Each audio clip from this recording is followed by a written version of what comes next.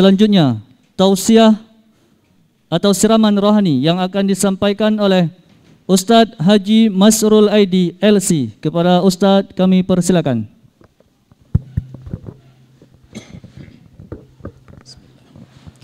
Assalamualaikum warahmatullahi wabarakatuh. Alhamdulillahilladzi habbaba ilainal iman wa zayyanahu fi qulubina wa karraha ilainal kufra wal fusuqa wal isyan wa ja'alana minar rasyidin. Allahumma salli wa sallim ala nabiyyina wa habibina wa maulana Muhammadin asyrafil anbiya'i wal mursalin wa ala alihi wa sahbihi wa azwajihi wa atba'ihi ila yaumiddin. Wa qala Allah ta'ala fil Qur'anil 'azim alladzina amanu wa tatma'innu qulubuhum bi dzikrillah ala bi dzikrillah tatma'innul qulub. Shadaqallahul 'azim wa sadaqa rasuluhun nabiyyul habibul karim wa nahnu ala dzalika minasyahidin wasyakirin walhamdulillahi rabbil alamin wa ba'du. Puji dan syukur kehadirat Allah senantiasa kita ucapkan atas limpahan rahmat dan karunia yang senantiasa tercurahkan. Wa in ta'uddu ni'matallahi la tuhsuha. Allah ingatkan demikian rupa di dalam Al-Quran. Dan jikalau kalian menghitung-hitung nikmat Allah, niscaya tidak akan pernah terhingga dan tidak pernah akan selesai. Nikmat yang luar biasa sekali. Oleh karena itu kita berkewajiban untuk mensyukuri sebagaimana janji Allah pula dalam Al-Quran, la in syakartum la azidannakum wa la in kafartum inna azabi lasyadid. Sungguh jikalau kalian mau untuk bersyukur, pasti benar-benar akan aku tambahkan nikmatku, dan apabila kalian kufur maka sesungguhnya siksaku itu sangat pedih.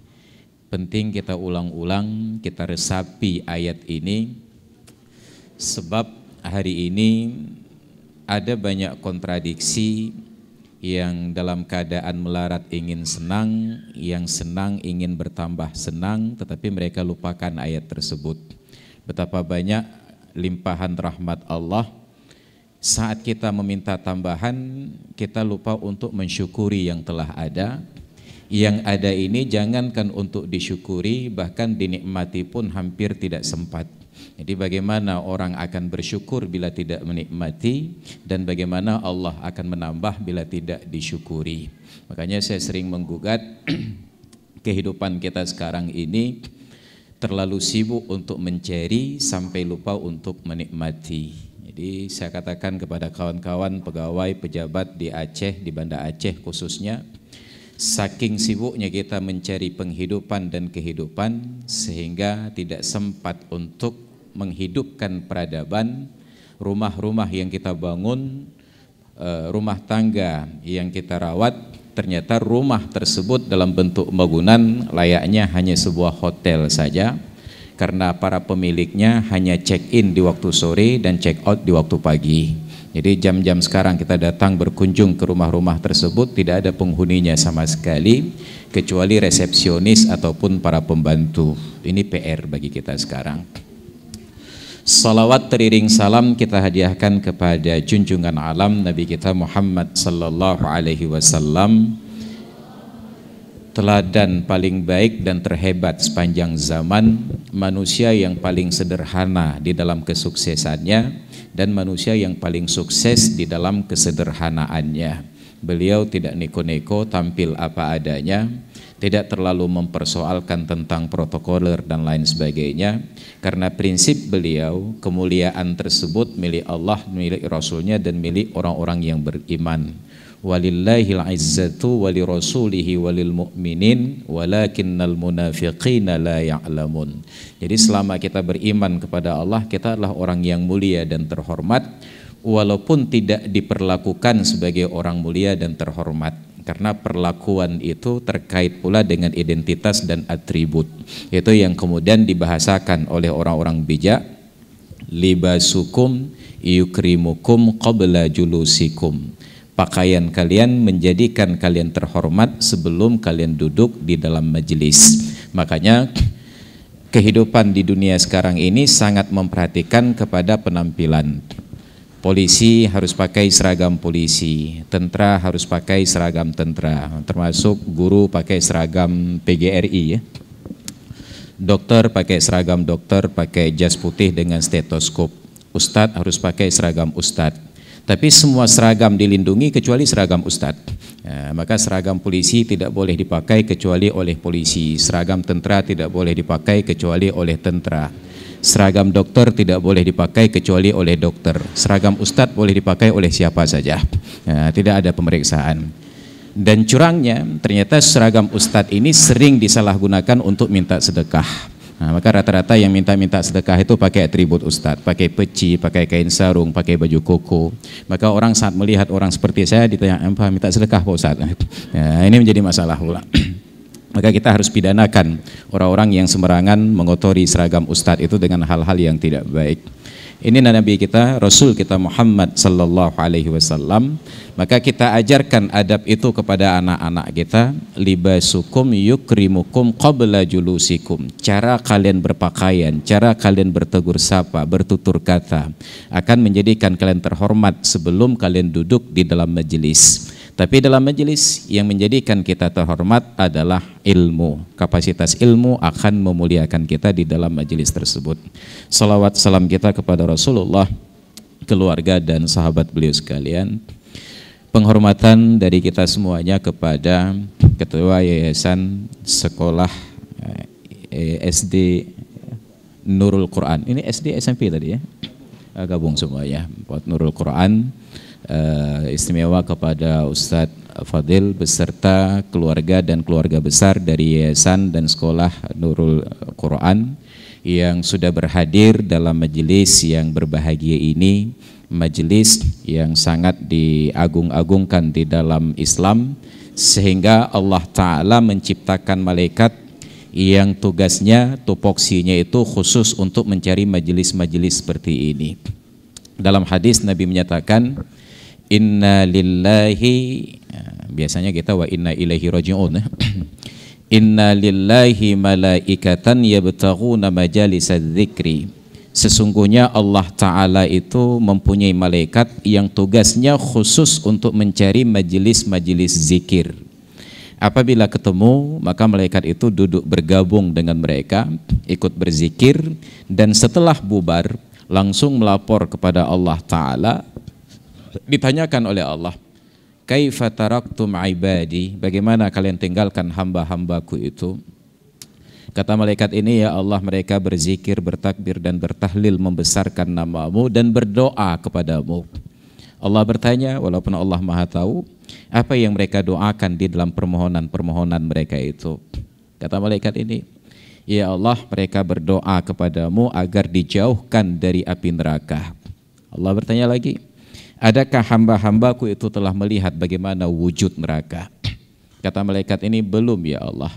Maka Allah pertegas, bayangkan sebelum melihat neraka saja mereka sudah berlindung kepadaku dari siksa neraka, apalagi apabila mereka sempat melihat wujud neraka tersebut. Allah bertanya lagi, apa yang mereka pinta lagi? Kata malaikat, ya Allah, mereka minta kepadamu agar dimasukkan ke dalam surga. Allah bertanya, adakah hambaku itu telah melihat bagaimana wujud surga? Belum ya Allah, kata malaikat. Maka kata Allah, bayangkan bila hamba-hambaku itu telah melihat wujud surga, sungguh permohonan mereka akan lebih kencang lagi. Apalagi tanya Allah? Kata malaikat, ya Allah, mereka mohon kepadamu agar diampunkan dosa-dosanya. Kata Allah, sungguh telah aku ampuni orang-orang yang duduk dalam majelis mereka itu. Ternyata malaikat ini juga belum beranjak dari hadapan Allah Subhanahu wa Ta'ala. Ditanya lagi, apa lagi wahai malaikatku? Kata malaikat ini, ya Allah, dalam majelis itu ada satu orang yang tidak ikut berzikir, hanya numpang istirahat saja.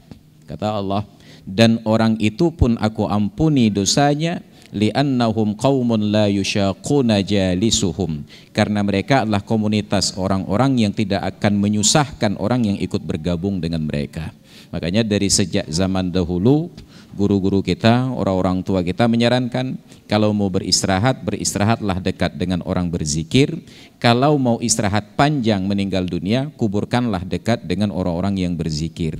Makanya kita perhatikan dalam sejarah, masjid-masjid tua di Aceh itu di sekelilingnya ada kuburan. Karena dulu orang-orang tua berharap meninggal dikuburkan dekat dengan kuburan, karena lantunan-lantunan zikir tersebut mendatangkan kesejukan. Karena dalam hadis yang lain juga Rasulullah menyatakan, majtama'a qaumun fi baitin min buyutillahi yatluna kitaballahi wa yatadarasunahu bainahum illa nazalat alaihimus sakinatu wa ghasyiyatuhumur rahmatu wa haffathumul malaikatu wa dzakarahumullahu fi man indah. Tidaklah ada suatu kaum yang berkumpul di suatu rumah dari rumah-rumah Allah. Apa yang mereka lakukan? Yatluna kitaballah, mereka membaca kitab Allah. Maka dalam bahasa Arab itu untuk membaca ada yang disebut tilawah, ada yang disebut dengan qiraah. Tilawah ini cenderung kepada membaca susunan huruf walaupun tidak mengambil makna. Sedangkan qiraah itu adalah membaca susunan huruf berikut dengan pemahamannya. Maka ketika Allah turunkan ayat pertama kali kepada Rasulullah, Allah tidak katakan utlu, tetapi Allah katakan iqra, bacalah, baik yang tertulis ataupun yang tidak tertulis. Maka membaca dengan kata-kata tilawah, mau paham mau tidak paham, pokoknya baca saja. Makanya yang diperlombakan di Indonesia itu adalah musabaqah tilawah, bukan musabaqah qiraah, hanya tilawatil Quran. Maka yang juara umum pada musabaqah tilawatil Quran itu belum tentu paham apa yang dia baca. Nah, tapi dari sisi bacaan, irama, suara, dia juara umumnya. Maka ditambahkanlah dalam musabaqah itu yang disebut dengan musabaqah fahmil Quran, untuk memahami. Yang memahami saat baca belum tentu juara, yang baca jadi juara saat memahami belum tentu bisa. Ternyata dalam Islam yang diapresiasi adalah pemahaman, bukan bacaan. Makanya kita berdoa dan Nabi mendoakan sahabat beliau Abdullah bin Abbas, Allahumma faqihhu fid din wa 'allimhu at-ta'wil. Ya Allah, berikan pemahaman agama kepadanya dan ajarkan ia ilmu ta'wil. Makanya dalam Islam Nabi lebih memprioritaskan yang faqih daripada yang hafid, yang qari. Tapi bahasa Nabi menyatakan, waliya ummakum aqra'ukum lil Qur'an, hendaklah yang mengimami salat kalian aqra', yang paling sering membaca Al-Quran di antara kalian.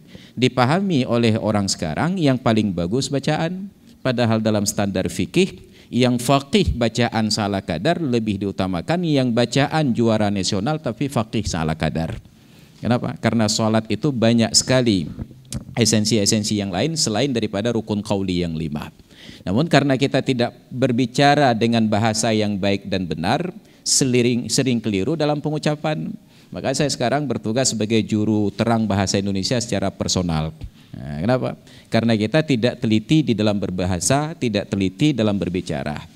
Sebagai contoh saja, mohon maaf, kalau saya bertanya ke kita yang hadir, saat kawan-kawan bertanya nomor kontak, nomor HP kita, yang dijawab 0 dulu atau kosong? Kosong. Berapa nomor HP-nya Pak Ustadz? Kosong jawab. Kosong itu bahasa Inggrisnya empty. 0 itu bahasa Inggrisnya zero. Yang angka itu 0, bukan kosong. Saya tanya, ada air dalam botol Ustadz? Kosong. Ini nggak bisa dijawab 0. Nah, berapa buah botolnya Ustadz? 0. Makanya ada rumah kosong DP 0, bukan rumah 0 DP kosong. Tapi bahkan untuk kosong dengan 0 itu saja guru bahasa Indonesia nggak bisa menjelaskan. Nah, maka perlu saya dari Kota Madia Cot Keeng menjelaskan tentang 0 dan kosong ini. Ya, ini menjadi PR bagi kita. Ya, maka aqra'ukum, sering baca, diulang-ulang bacaan. 1 kali baca sebuah pemahaman, 2 kali baca 2 pemahaman, 3 kali baca 3 pemahaman. Makin sering dibaca makin banyak pemahaman. Nah, maka karena saya juga sering gabung dengan kawan-kawan di KKBN, saya gugat kawan-kawan di KKBN. Dulu BKKBN itu slogannya 2 anak cukup. Ternyata saat terjadi tsunami kemarin terbukti nggak cukup. Maka akhirnya mereka ubah slogan KB itu menjadi 4 kata, 2 anak lebih baik. Dan itu menjadikan lebih mudah untuk mensosialisasikan KB ke masyarakat. Kenapa? Karena 4 kata ini tanpa tanda baca sama sekali. Itu tergantung kita berhenti di mana. Nah, Ada yang baca 2 anak lebih baik, 1 ibu lebih baik, 2 anak lebih baik, 3 bapak lebih baik. Itu bisa saja. Nanti ada yang baca, dan itu keinginan kantor BKKBN, 2 anak lebih baik. Keinginan kita yang ketiga, 2 anak lebih baik. Ya. Bayangkan, kata yang sama, beda cara baca, akan beda maknanya. Makanya ketika Rasulullah katakan, waliya ummakum aqra'ukum lil Qur'an, hendaklah yang mengimami sholat kalian itu orang yang paling sering baca Al-Quran. Sering baca, makin banyak pemahaman. Maka dari situlah timbul perbedaan khilafiyah para ulama dalam bab tauhid, antara yang menyatakan ayat Al-Quran ditakwil dengan ayat Al-Quran tidak ditakwil. Sama kasus dengan slogan KB tadi, karena berangkat dari ayat Al-Quran surat Ali Imran, wa ma ya'lamu ta'wilahu illallah warrasikhuna fil ilmi yaquluna amanna bihi kullum min 'indi rabbina. Hanya dari ayat itu berbeda, ada yang katakan boleh takwil, ada yang katakan tidak boleh takwil. Wa ammal ladzina fi qulubihim zayghun fayattabi'una ma tashabaha minhu ibtigha'al fitnati wa ibtigha'a ta'wilihi wa ma ya'lamu ta'wilahu illallah. Orang yang tidak setuju takwil berhenti di situ. Tidak ada yang mengetahui takwil dari ayat-ayat yang mutasyabihat kecuali Allah. Maka tidak ada manusia yang boleh takwil. Tapi ulama yang setuju takwil berhenti ke depannya. Wa ma ya'lamu ta'wilahu illallahu warrasikhuna fil ilmi. Tidak ada yang tahu takwil dari ayat yang mutasyabihat ini kecuali Allah dan orang-orang yang rasikh ilmunya, yang mendalam ilmunya. Dan ternyata pendapat yang kedua ini didukung oleh hadis Nabi yang tadi saya sebutkan, doa beliau kepada Abdullah bin Abbas. Ketika bertemu Ibnu Abbas, ditepuk dadanya sambil berdoakan, Allahumma faqihhu fiddin wa 'allimhu ta'wil. Ya Allah, berikan pemahaman agama kepadanya dan ajarkan kepadanya tentang takwil. Kalau takwil tidak boleh, lalu kenapa Rasulullah mendoakan sesuatu yang tidak boleh?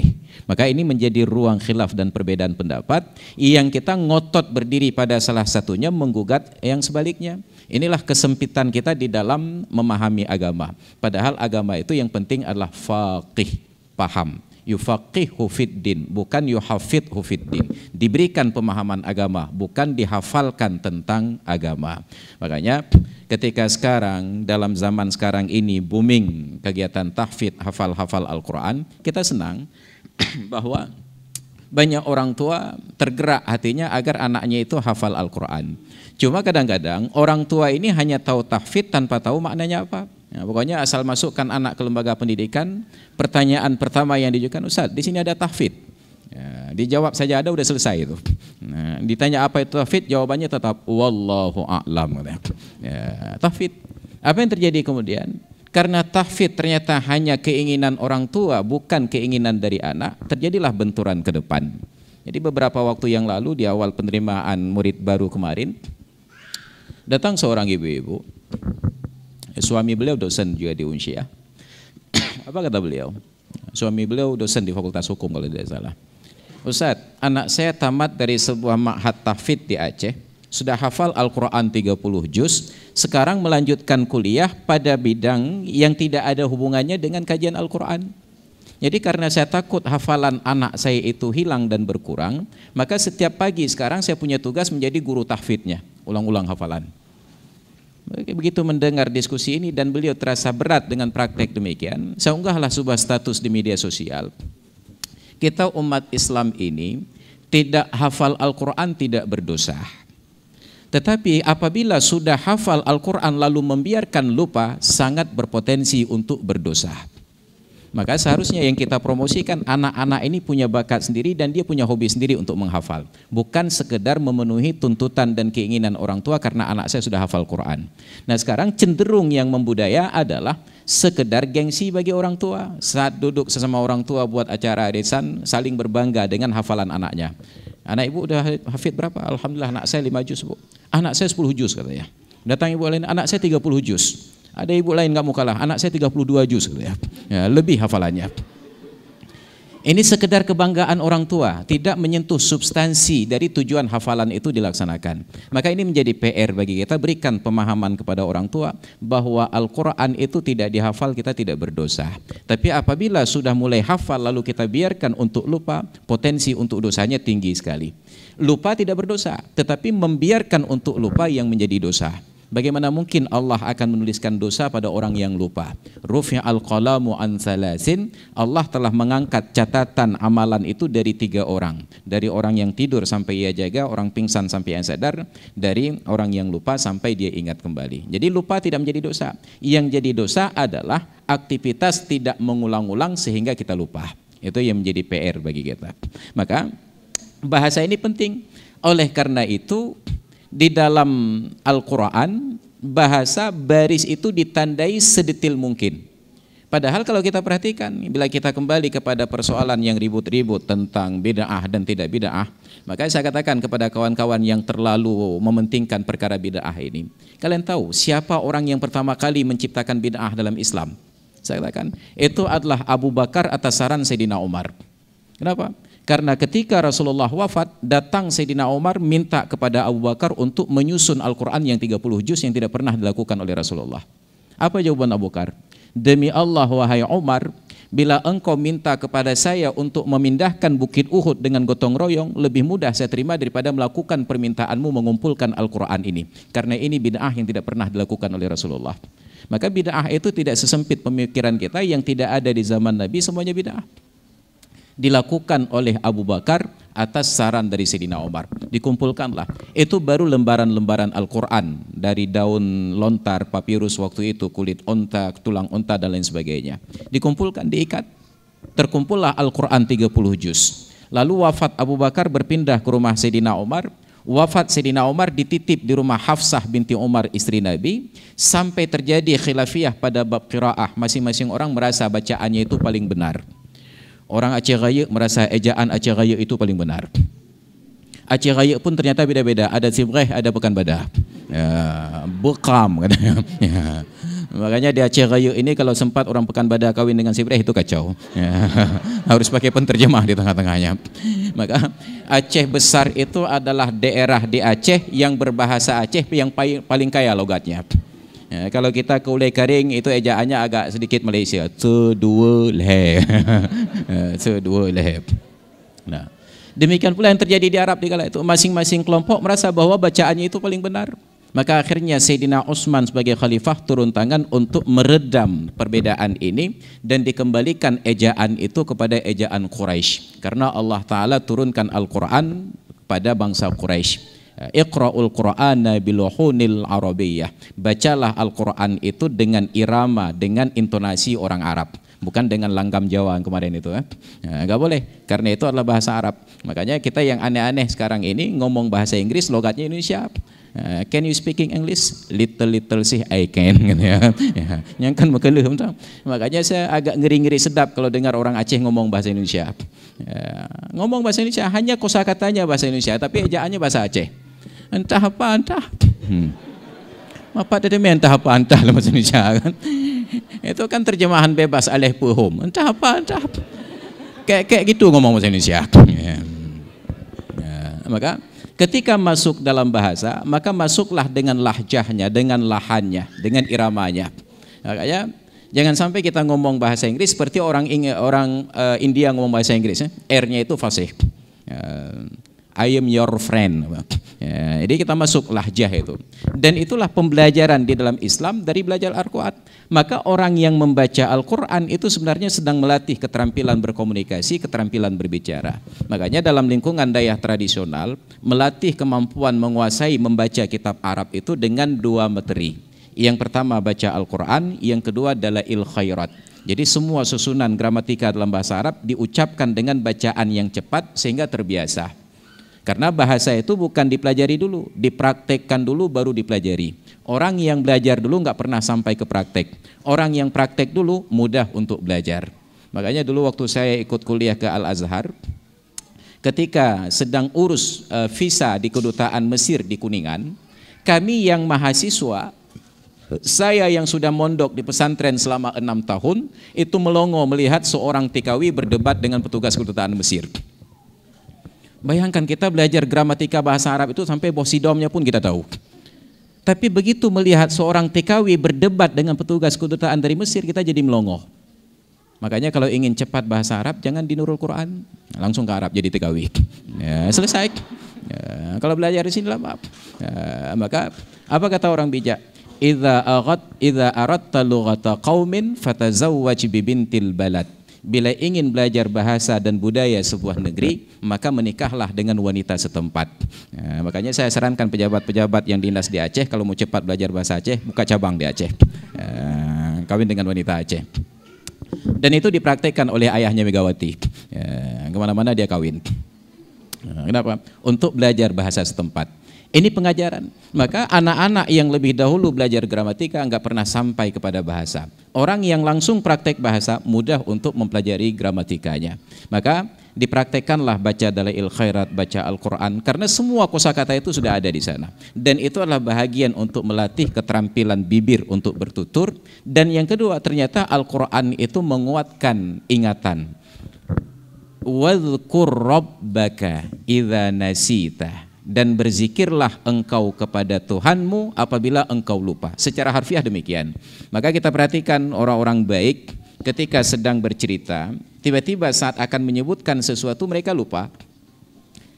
Kemarin saya ke Lambaru ketemu bapak siapa namanya ya.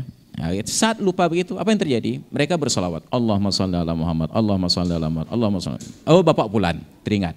Kenapa? Karena ternyata bagi setan, solawat kita itu lebih mengganggu daripada lupanya kita. Maka setan berpikir, ini kalau kita tidak ingatkan, dia terus bersolawat, makin lebih pahala aja. Ya, maka dulu Imam Hanafi An-Nu'man bin Thabit, suatu ketika ada seorang anak muda di kampung tersebut, di Kufah, dia dapat warisan yang sangat banyak dari orang tuanya yang meninggal dunia. Kemudian orang tua katakan, nah, sekaya apapun engkau terima warisan dari ayahmu, bila engkau tidak punya pengalaman untuk mengelola harta, maka hartamu sebentar akan habis. Lalu akhirnya ditanya, apa sarannya? Sarannya adalah engkau merantau dulu untuk mencari pengalaman hidup agar engkau bisa menghargai keberadaan harta orang tuamu. Jadi diambillah kesimpulan untuk merantau. Masalahnya, harta yang banyak ini dia nggak tahu mau simpan di mana, karena belum ada bank saat itu yang buka safety deposit box. Akhirnya dia berinisiatif sendiri, dia kumpulkan harta, dimasukkan dalam kotak dari besi, dia sembunyikan dalam tanah di tempat yang sangat rahasia. Berangkatlah dia merantau. Setelah sekian tahun merantau, dia pulang. Sampai di kampung, dia bingung sendiri mencari tahu di mana dulu harta itu disembunyikan.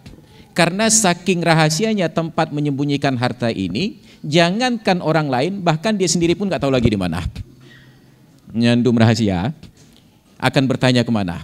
Google pun belum ada waktu itu. Akhirnya kemanapun dia duduk, dia sebut hartanya. Kemana harta saya, kemana harta saya, kemana harta saya. Jadi orang-orang kampung yang sudah kesal mendengar pertanyaannya ini, akhirnya memberikan petunjuk. Nah, begini saja. Kalau kamu ada pertanyaan yang tidak terjawab, temui saja Imam Hanafi. Beliau bisa menjawab semua pertanyaan. Karena memang Imam Hanafi ini Allah berikan kemampuan logika, sehingga kata Imam Malik bin Anas, kalaulah Imam Hanafi berikan sebongkah batu kepada saya, la'ata alaihi dalilan, beliau akan berikan dalil sampai saya yakin batu itu adalah emas. Sedemikian kuat logikanya. Kalau sempat orang seperti ini jualan, habis kita. Ya. Apa yang terjadi? Datanglah anak muda ini temui Imam Hanafi. Imam Hanafi menyambut, ditanya, ada masalah apa wahai anak muda? Maka dimulailah pernyataannya. Tuan Guru, dulu orang tua saya meninggal mewariskan harta yang banyak, lalu saya mencari pengalaman untuk merantau, harta itu saya sembunyikan di tempat yang sangat rahasia. Sekarang saya pulang, saya ingin bertanya kepada Anda, harta saya itu di mana? Imam Hanafi berpikir dia akan bertanya berapa jatah warisan saya. Ternyata yang ditanya harta saya itu di mana? Imam Hanafi dengan bijak katakan, anak muda, saya bukan ahli di bidang mencari harta yang hilang. Saya keahlian di bidang ilmu agama dan fikih. Tapi karena kamu sudah berusaha untuk datang, maka saya akan berusaha untuk menjawab. Saran saya, sekarang engkau pulang ke rumah, nanti malam setelah Isya, engkau salat sunat sampai subuh. Insya Allah besok pagi saya akan berikan jawaban. engkau pulang ke rumah, sholat sunat sampai subuh, dan besok subuh datang temui saya akan berikan jawaban. Saking besarnya harapan anak muda ini, dituruti keinginan Imam Hanafi, dia pulang ke rumah, sholat isya. Besok subuh benar-benar dia datang sambil senyum-senyum sebelum subuh. Ditanya oleh Imam Hanafi, kaifa asbahta ya fata, bagaimana keadaanmu hai anak muda?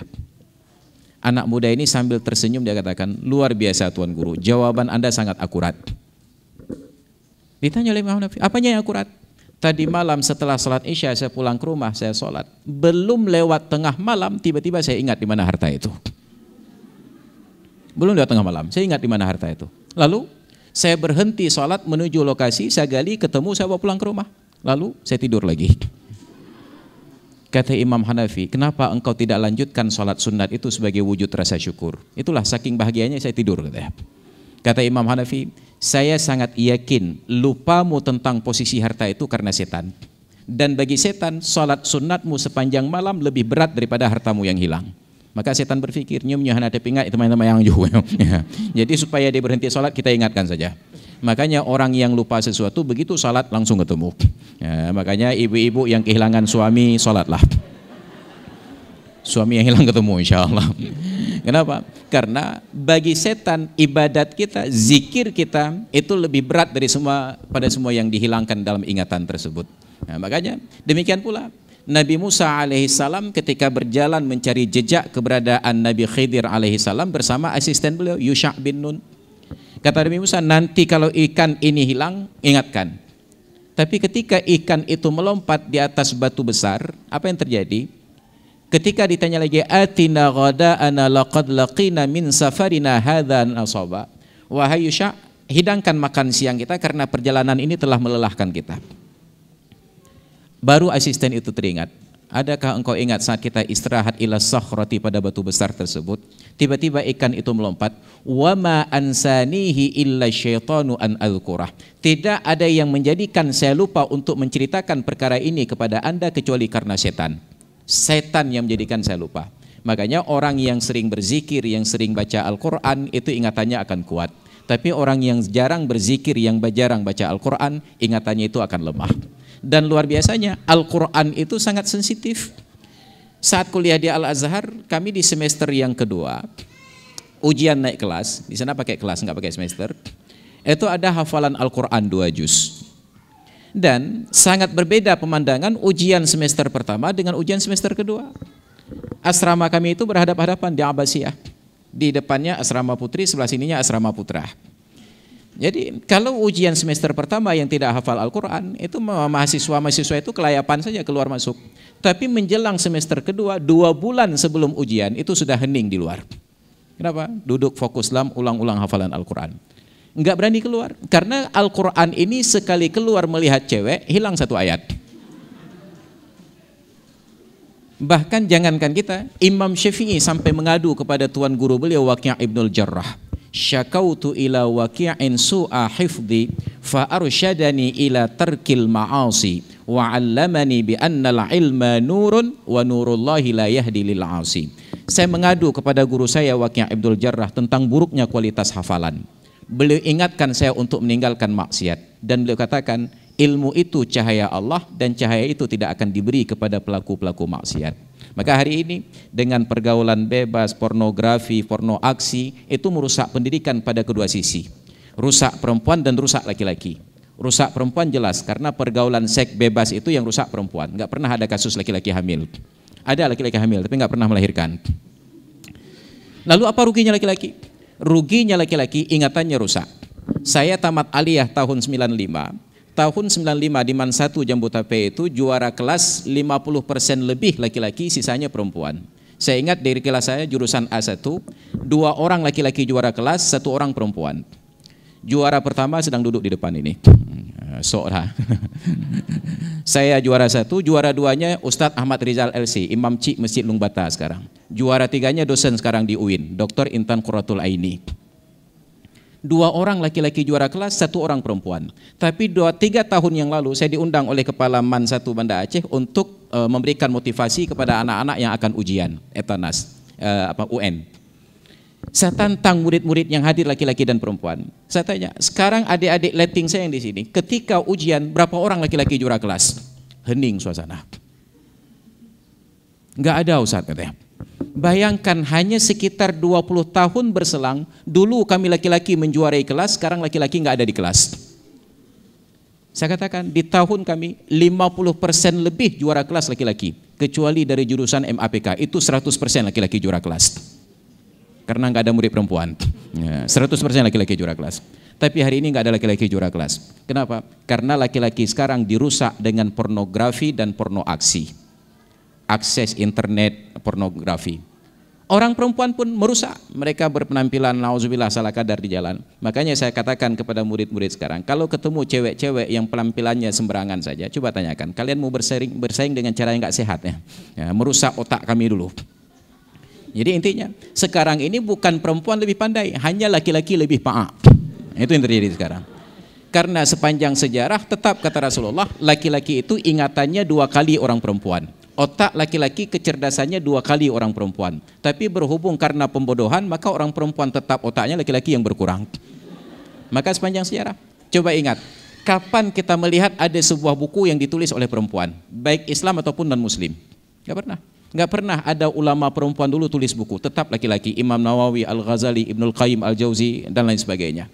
Sejak kapan ada ilmuwan perempuan yang menulis buku? Baru tahun 50-an ke atas, abad 20. Kenapa? Karena saat otak laki-laki dirusak ketika perempuan di barat mulai telanjang. Maka barulah perempuan naik, yang laki-laki kalah. Maka kalau kita laki-laki mau sehat, tutup mata kita. Nah, tidak melihat, maka orang yang tidak melihat ingatannya lebih kuat. Inilah menjadi tantangan bagi kita. Maka hadirin dan hadirat sekalian yang dirahmati Allah, alhamdulillah pada hari ini kita dapat bersilaturahmi dalam rangka takziah. Yang pertama, ada beberapa orang kerabat kita yang berpulang ke rahmatullah dari guru-guru dan keluarga besar Yayasan Nurul Quran. Mudah-mudahan doa yang tadi kita bacakan disampaikan oleh guru kita Ustadz Iqbal, mudah-mudahan diterima dan diijabah oleh Allah Subhanahu wa taala. Kemudian yang kedua, bahwa takziah dalam suasana seperti ini pun tidak mengurangi nilai dari islaminya, karena Islam tidak mengharuskan takziah itu datang ke rumah. Takziah itu hanya sekedar menunjukkan simpati dan empati kepada orang yang sedang berduka. Jadi karena situasi sedang seperti ini, kita berlapang dada dan berlapang hati. Mudah-mudahan ini pun tidak mengurangi rasa khidmat kita dalam rangka bersilaturahmi dan bertakziah. Kemudian yang ketiga, saya berucapkan terima kasih atas apresiasi dan kehormatan diundang hadir dalam majelis ini. Acara yang kedua dengan Nurul Quran ya. Dan yang pertama kali masuk dalam komplek ini. Mudah-mudahan bukan ini yang terakhir Ustaz. Jadi karena sudah berkumandang azan, kita padakan tausiah sampai di sini. Mudah-mudahan menjadi pengingat bagi saya pribadi dan menjadi wawasan bagi kita yang hadir. Lebih dan kurang saya mohon maaf. Akhirul kalam, hadanallah wa iyyakum ajma'in. Assalamualaikum warahmatullahi wabarakatuh.